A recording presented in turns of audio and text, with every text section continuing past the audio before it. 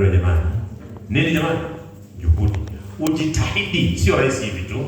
Jitahidi na Bwana atatukuzwa. Leo anasema kuwatunza na kuwajali waliosahaulika. Pia leo tuna visa fulani vizuri kabisa vinatuingiza katika tafakari.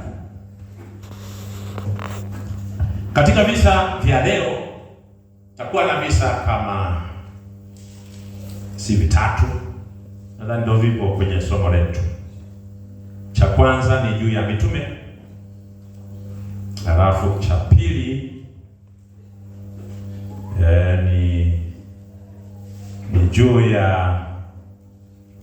ni juu ya watu waliopewa wajibu wa namna ya kuhudumia wahitaji.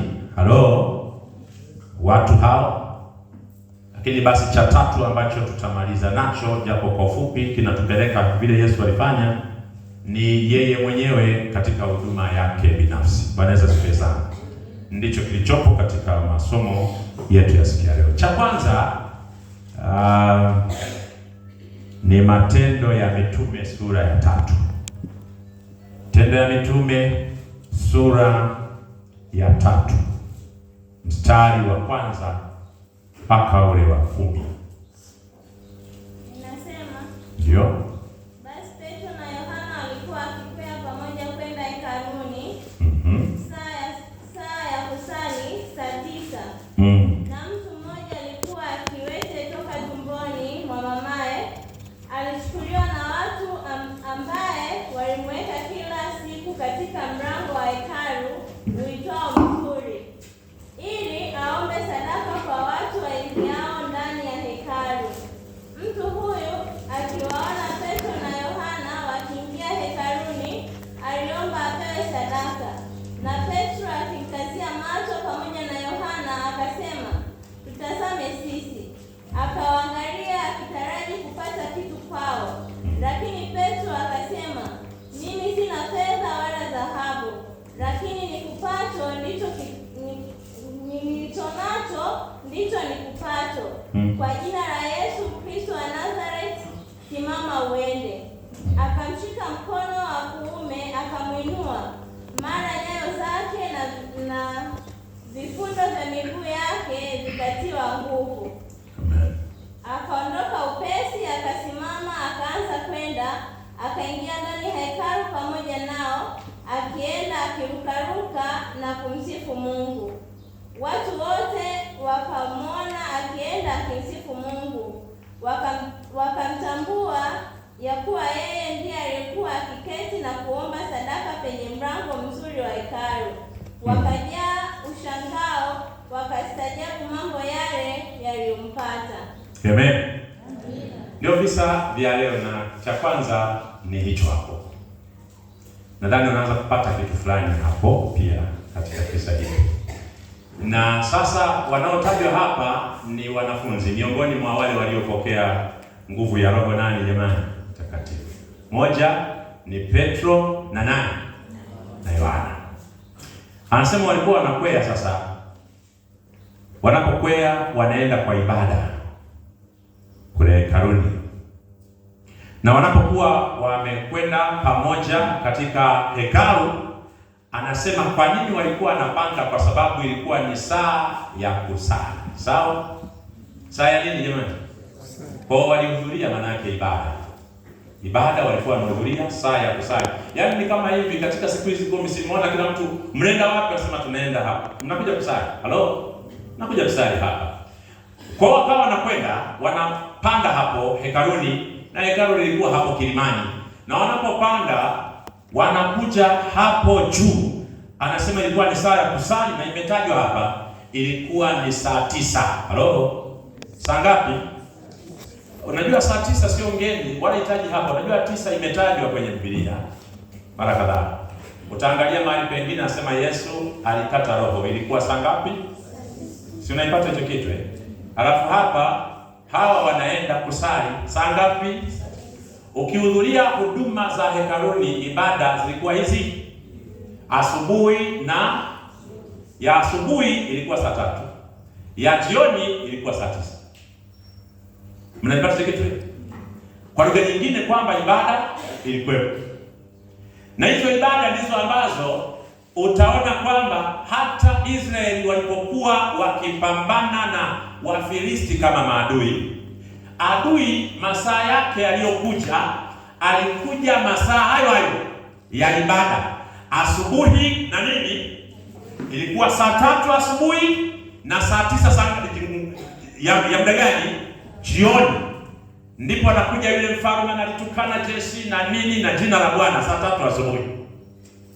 Nikagundua kwamba ipo saa shetani amejua kabisa kwamba watu wa Mungu hawa kama wataona umuhimu wa saa za ibada na wakazingatia, mambo ya ajabu yatatendeka kwao.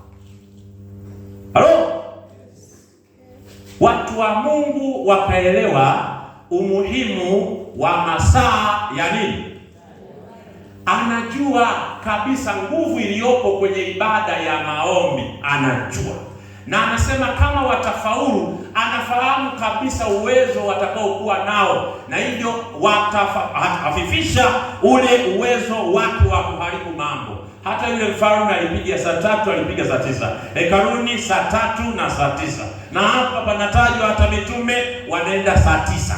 Mfalme wanapotukana wale watu, maana yake walishindwa kwenda ibadani. Ilikuwa ni muda ambao adui ameamua kuwashughulisha. Badala kwenda kwenye ibada, anawachezesha kwenye vita. Na kwa sababu anajua hawatakuwa na muda wa maombi, watakosa nguvu. Ninachokiomba na nataka nikwambie mtu wa Mungu, hata unapoenda kumaliza siku 10 za maombi, zingatia masaa ya ibada.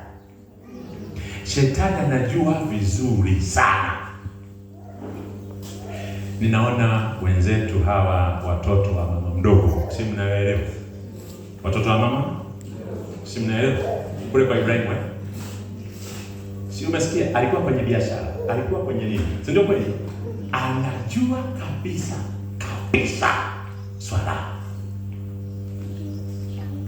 Ukifika unamwona ni kukimbia mbio, anaelekea ibada, unaangalia unasema hawa na ukweli tulio nao. Lakini angalia juhudi zile. Wale watu wanaelewa na wanathamini muda wa nini? Mbio, wanakimbia, anaacha shughuli zake na anaenda kule, anarudi. Vitabu vinawaambia nenda kamtaje, murudi tena. Halo? Wanaenda kutaja na kwa lile wanafanya mambo makubwa sana. Makubwa sana. Tafuta hilo kundi. Lina hela. Halo? Au naongea wao? Lina nini? Wana hela.